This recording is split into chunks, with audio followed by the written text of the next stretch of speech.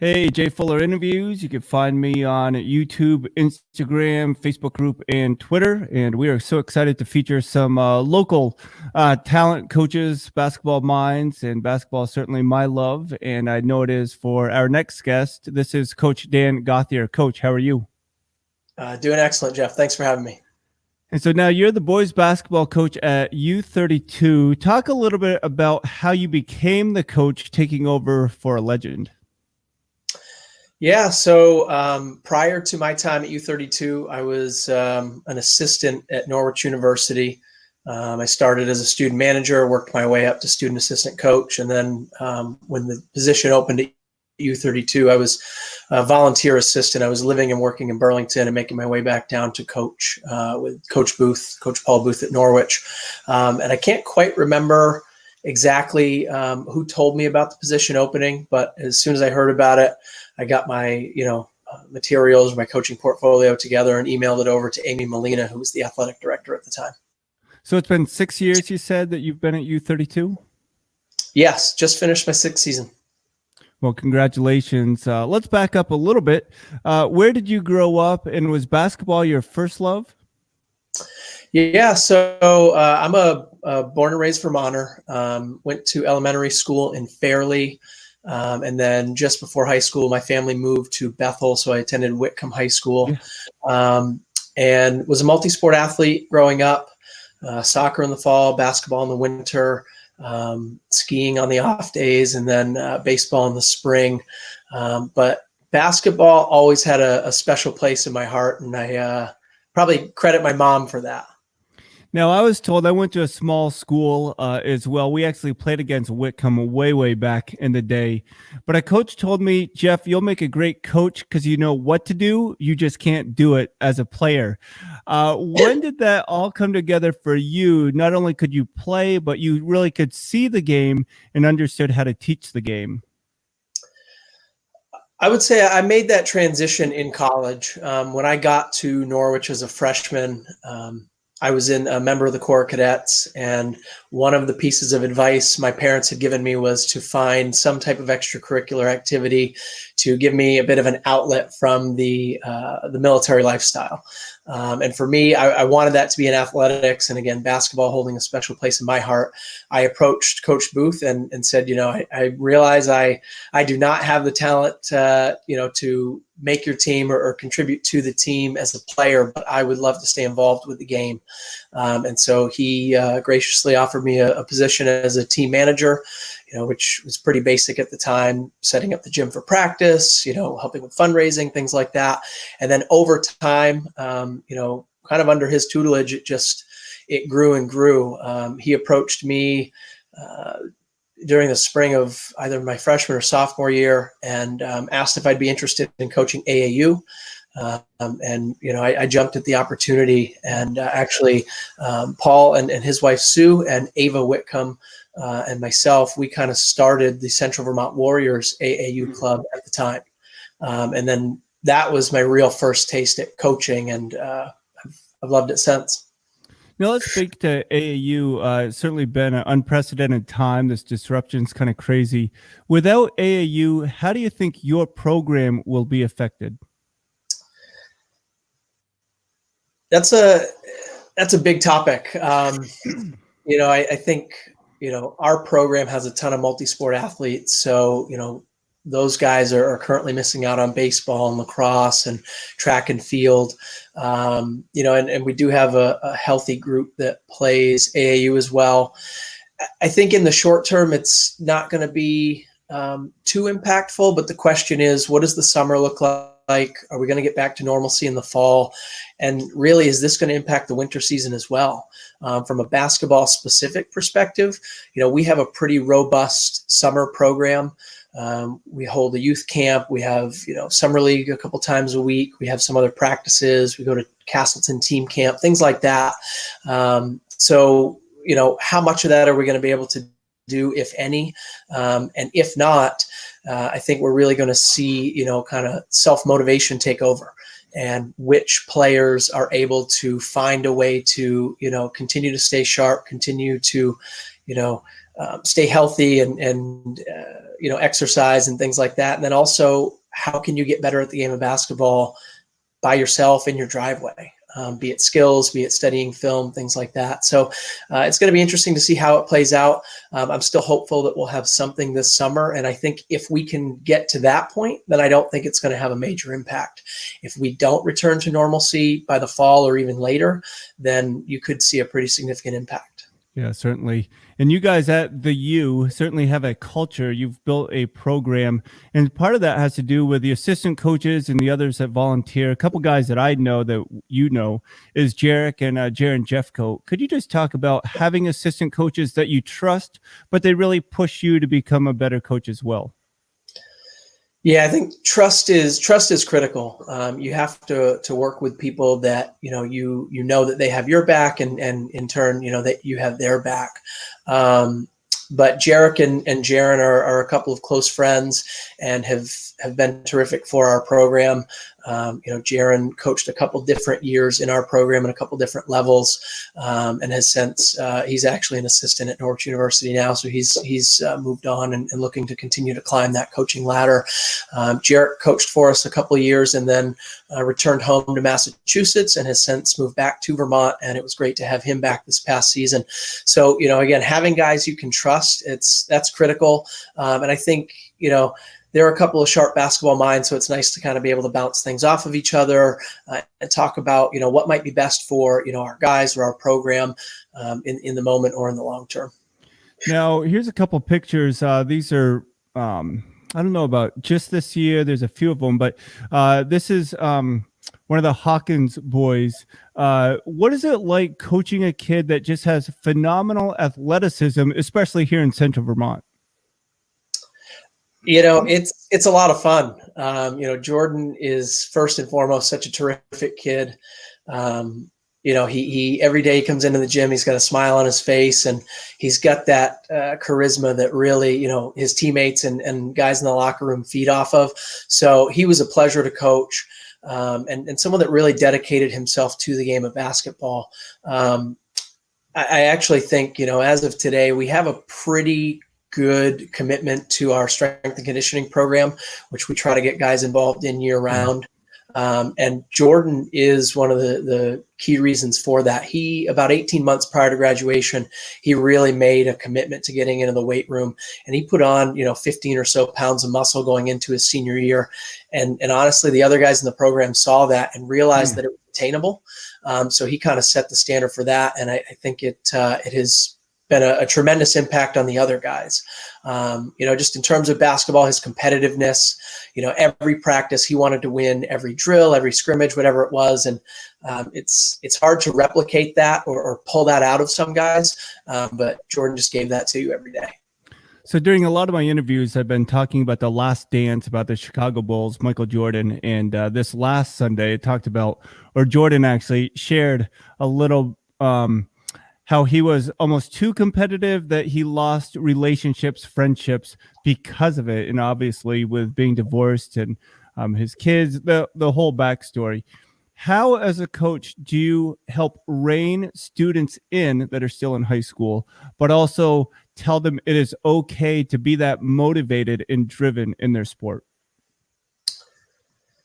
We haven't had to do a lot of that. Especially right now, but even just over the course of my 6 years, we've had a pretty self-aware group of kids. And I think they've had a pretty good balance of, having those relationships, but also, kind of pushing each other competitively.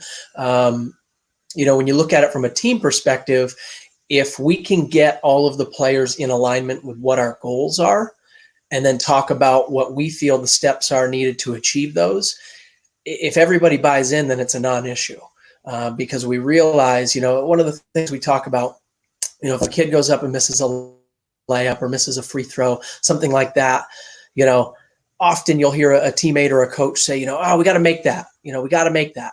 And I'll remind our guys that, that player knows that.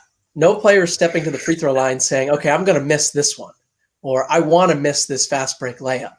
we all, and you have to, kind of offer this, I guess, trust up front, but everybody comes with positive intentions, good intentions. And if they're all kind of rowing in the same direction or pulling in the same direction towards the same common goal, then I don't think it's something that you have to worry about. Yeah, I think that's a great point. It does start with the head coaching, but also, as you've mentioned, just a culture that you guys have been able to create. There is one picture I wanted to get to. I do not know if this is a student athlete, but I'm a dad of a player that attends Harwood. When Harwood played at your place, you had a player come off the bench. I think he had 6 straight threes, and you were just cheering him on. How much excitement does it give you as a coach seeing a bench player really find his niche in a key game or a critical point in a game, and you can just be a big cheerleader as well as a head coach?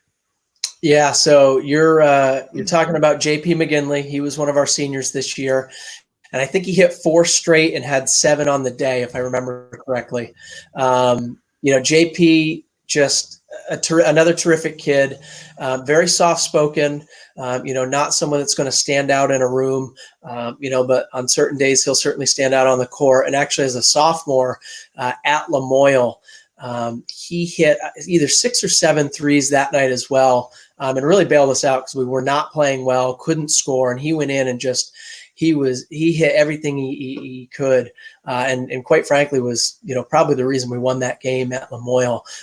But this year as a senior, it was great to see him going against Harwood and kind of get into a rhythm. We knew he was capable of that. And I often tell our shooters, play the percentages. So if, they're coming off a game or two where they haven't, shot the ball very well, at some point that's going to break, and, the percentages are going to, kind of go back in their favor. And he was certainly hot that day against Harwood. Okay, so this is just between you and me. Nobody, especially from Harwood, is listening. When you saw Harwood remaining in that zone, what came to mind? We're like, well, this is going to be this kid's night, or what did you think? You can't ever dictate what the other team is going to do. And I think once he hit a couple, I said, okay, he's probably not going to get as easy of a look. And then I think he got a couple more, and then the looks weren't as easy, but he was still able to knock them down.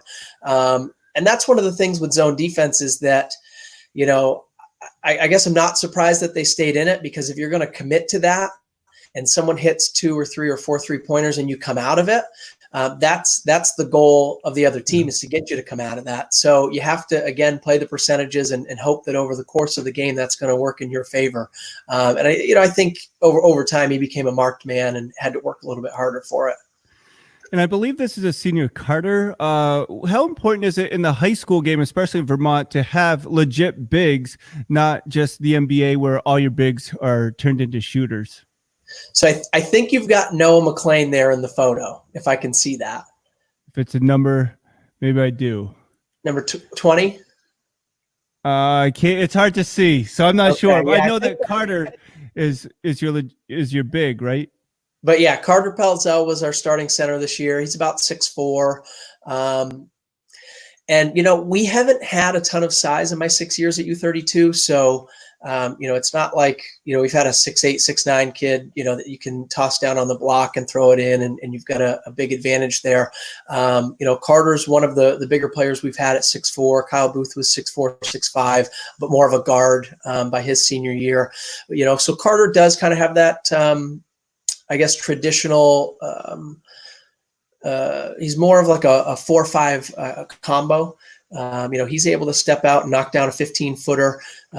He had a really nice showing at Virgins this year, and was able to knock down some shots. So, the thing with Carter is he's got, really good athleticism. He's a 3-sport athlete, and actually headed to Castleton University next year to play football and baseball. So he's got experience in a lot of different sports. And one of the things I think he probably takes from football is he's got great hands. And this year we put in some ball screen stuff for him to be able to catch on a roll or a pop, because he's able to do that. He can pop out to 15 feet, catch the ball and in rhythm knock down a jump shot. Certainly if we had a 6'8", 6'9" guy that you could dump it into and really have that huge advantage, it'd be terrific. But we haven't, and that's okay, because I think it gives us some flexibility in how we play. Noah, who you just had pictured, he came in and was a terrific backup to Carter. Carter was able to slide, to the 4 in some scenarios where we throw in like a Connor DeRosia, one of our juniors. So I like the flexibility that gives us, where you've got 6'1", 6'2", up to 3, 6'4". But we're making the best with what we do have.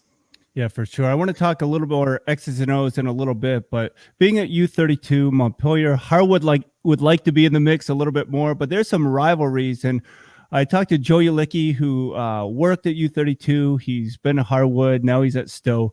And just talking about these Central Vermont rivalries that actually push kids when they're playing club sports to become better friends.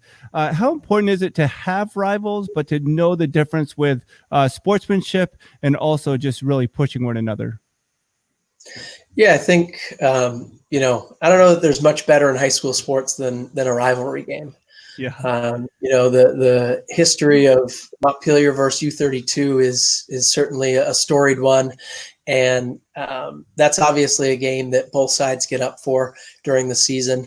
I think, the proximity to places like Harwood, Williamstown, Spalding, those are games that guys get up for, because those are kids that maybe they have a part-time job with, or they see, at different holidays, like, Montpelier celebration downtown for 4th of July, things like that. There's a ton of interaction throughout the year, on club sports as well. Certainly, often you see, those clubs grab the better players from each area and pair them together to kind of go on and take on bigger and better teams, be it throughout the state or out of state. So I think in those experiences, guys build relationships. Our football team is an example of that. It's a co-op between Harwood, Montpelier, and U32. So, even during the school season, they're building those relationships. But then when we get to basketball and they're on their own separate team, you want to do everything you can to beat the guy across from you. It's always fun to beat your friend. I mean, there's nothing better than that, I think. It's always good. Yeah. You were coaching a game a couple years ago, I think, and it was a blowout. In U32, you guys were winning, and I think there was like 3 minutes left, and some of the players started to stall on your team that was up. And you said, keep playing, which I agreed with. What are your thoughts on how games should go with 2 minutes left, 3 minutes left, but it is a 20, 30-point game? Yeah, I think this, every coach handles this differently. Personally, my approach, and if we flip that for a second, if we're in a game where we're down 20 points with 3 minutes to go, the last thing, I want to coach against, and the last thing our guys want to play against, is a team just holding the ball and letting the clock run out. At that point, most, can say or would consider that the game is in hand, and that's fine. But let's get something out of that, 3 or 4 minutes at the end of the game. And certainly if it's a team that is that much superior to us, we want to continue to get those opportunities to test ourselves. Can we defend whatever actions they're running? Can we score against their defense? Can we break their press? Whatever it was that made them successful, we want to continue to get more reps, because that's how you get better. And now, going back to your example, if we're up, 20 points late in the game, typically we'll have made substitutions to get other guys opportunities. And I think the key word there is opportunity. I'm not a coach that's going to pull it out and hold the ball or stall for the last 3 or 4 minutes, because, I don't find that fair to the other team, the players on the other team, or the players on my team, because that may be a guy that's not getting, as many opportunities in the closer, more competitive games. So certainly we're not going to, press or try to, throw 60, 70 foot, football passes for layups, but we're going to try to continue to play the game of basketball, because I think that's in the best interest of the kids on both sides. I definitely respect that. And I think it is so important that when you have players that are further down the bench, you want them to excel. You don't just want them just to be that stopgap until time runs out. As far as the 3-point line, I have to admit, I'm a huge advocate. That's probably because I'm only 5'9" and there's nothing else I can do except to throw up shots and hope I have a good rebounder. But how has that changed the high school game as well as the influence from the NBA? Yeah, the 3-point line. You know, obviously, with all of the analytical data that's out there today, you know, at the NBA level, you either want a slam dunk or you want a corner three. And you want to, you know, get some free throws in there as well. But, you know, the big one being points per possession that everybody's evaluating, and what's the better shot, you know, depending on what percentage you're shooting at, you know, 5 feet from the basket or at the elbow or from the 3-point line. And obviously, you know, any of those concepts at the higher levels, they go from the NBA, they trickle down to college, and then ultimately they make their way down to, you know, the high school and lower levels. It's something that we keep an eye on. And, you know, we try to space teams out. You know, the big thing for us is that, and when you think about, you know, points per possession or what's the most valuable shot, the free throw is king. You know, because if you shoot, say, an average of 70% from the free throw line, you're going to get 1.4 points per possession every time you go to the free throw line. You know, to get 1.4 points per possession in some of those other spots, you've got to shoot a pretty high percentage. Yeah. So, you know, I think while there's such an emphasis on the 3-point line, I don't know that players or teams are shooting a high enough percentage from the arc to make that as valuable as it is at the higher levels. Why, if you look at Vermont basketball, no offense to these Vermont athletes, which I was one, but we are not NBA players. And so you just have to learn to adapt and adjust. And it's a great point. Who are the coaching influences on you, whether next shoulder to shoulder or from afar? Like, what college coaches do you like? I know you mentioned Coach Booth and opportunities at Norwich, but who helped develop your coaching philosophy? Yeah, I mean, first and foremost, it's Coach Paul Booth. He gave me the opportunity when I was at Norwich, and I learned a lot under him. During my time as a student, you know, we won our conference, the Great Northeast Athletic Conference, in back-to-back years. You know, and that was such a special experience to be a part of as a student, but then also kind of from the coaching perspective, just to see what goes into that, you know, day to day and over the course of a season.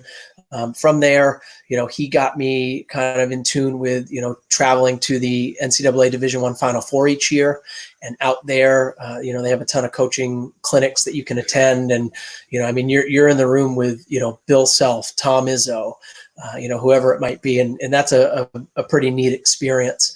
In terms of shaping my philosophy, I try to pull from a lot of different coaches. The current women's coach at Norwich, Mark Zacher, has been, you know, super helpful. He spent time at the Division I level on the women's side, and you know, he has a ton of resources.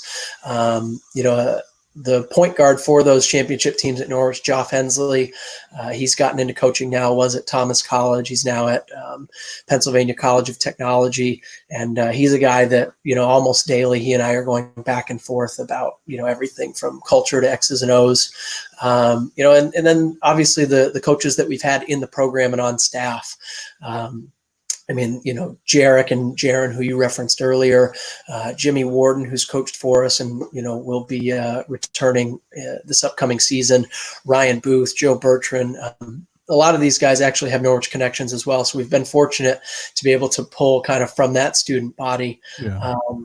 You know, and the other thing is I just kind of try to keep an eye on different trends and do research on my own. There's a lot of great resources out there, and many of them are free. I'm a big Twitter guy, you know, and you can find so much on Twitter, you know, just for resources. So, you know, I just try to kind of dive in and see what I can find and develop it from there.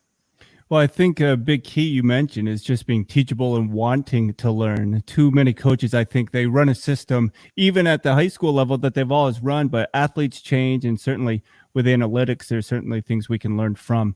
Coach Dan Gauthier, making some time. Thank you again. We'll get you out in a little bit. But when it comes to basketball, being a team sport and your bench players may not get as much game time, but they certainly are valuable regarding practices and the rest.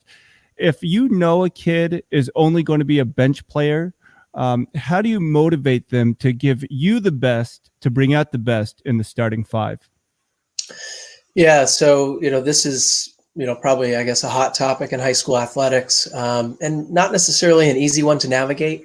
As you just mentioned, every kid is different, so every kid's going to handle this differently. But my goal as a high school coach is to provide a positive experience for every kid that goes through our program. And that's going to be the kid, like Jordan Hawkins, that scores 1,000 points. And it's going to be other kids that maybe only get into, 6, 7, 8 games in the course of a season. But at the end of the day, I want them to look back and have had a positive experience. And there's so much that goes into that. I try to obviously build a relationship with each of our players, over the course of time. But just the different team activities and things that we have throughout the course of the year, can contribute to that. I've been doing some kind of end of season or having some end of season conversations with our players, to recap the season and talk about the future and things. And, while our season didn't end the way that, obviously we had wanted, as, many seasons don't for teams, we talk about, you can't evaluate the season on one day or one game or one situation, because quite frankly, for our program, speaking to that positive experience, we have an overnight team retreat that we do each year. So at the end of the first or the second week, once teams have been selected, we go away to the Holbert Outdoor Center and do an overnight team retreat where we do a lot of different team building activities, and kind of get away from the court and spend some time together and talk about what, individually and collectively we want from the upcoming season. And, I think that's one of the most impactful things that we do. And I think it's a terrific experience for our guys. So, if you wanted to evaluate the experience, you could do that 2 weeks into the season. So there's so many different things that go into it. Speaking specifically to playing time, I think honesty is key. And as a coach, knowing how to deliver that honesty. What is the reality for that player? Where are they today? And what is a realistic potential for them to be in a month, 2 months, 3 months towards the end of the season? And if they're an underclassman, what do the steps look like to achieve what they're looking for? Because some guys want to be a starter, want to be a captain, want to be 1,000-point scorer. Other guys want to be a part of things, want to, play a little bit, and maybe they're okay coming off the bench. So figuring out what it is that an individual player wants, and then evaluating what's, next steps look like for them. And I certainly have a new respect for you. I shared before off air that I talked to a couple of your players. I said, "Hey, your coach is kind of loud." And they said, "Well, I see how you could say that, but you don't understand that if he makes a mistake, he's the first to apologize. And if we need anything, he's always there." And I just think it talks about the culture that you've developed in the coaching process, which goes well beyond the basketball court. So thank you for that and showing us it's a lot more than what we see just on the basketball court. But from that, you're always wearing a suit and tie when you're coaching. Where did that come from? I guess that came from my time spent at the collegiate level. Most coaches, are in shirt and tie with a suit coat. I am kind of seeing a little bit of that go away. Bob Huggins is famous for his his pullovers.